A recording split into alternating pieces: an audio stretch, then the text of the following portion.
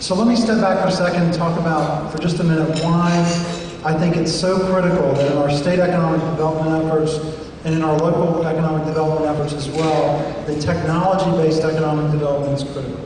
First of all, if you look at the globe, look at the world, the U.S. is a very relatively high-cost location for wages, for benefits, from a government taxation perspective. Therefore, we're not going to be successful competing just on price. We have to innovate to justify the higher prices and compensation that fit with our expectations that we come in. We can no longer compete on cost alone, and our costs aren't even that low. For example, our manufacturing wages, our housing prices.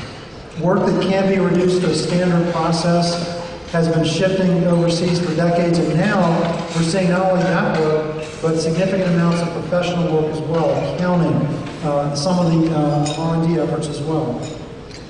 The pace of innovation has accelerated dramatically over the last 10 to 20 years. Complacent states and communities are at great risk of being left behind, including the state of Louisiana. You also look at other places, some of the truly economically vibrant communities in our country, places like Austin, San Francisco, Boston, New York City, and so forth, that have invested in economic development efforts that spark true transformations like Research Triangle Park, like Silicon Valley. Due to a lack of focus and commitment to technology and knowledge-based economic development in the past, we've literally lost a generation of technology-related development in our state. And it's a generational gap that we won't easily be able to close.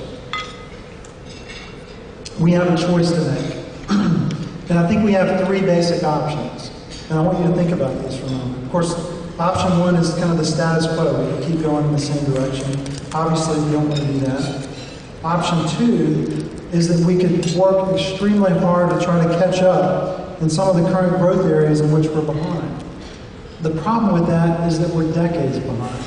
When you look at some of the communities that we compete with for, say, software development jobs, for example, they have, look at Austin, for example, thousands and thousands of highly trained, capable workers in those communities.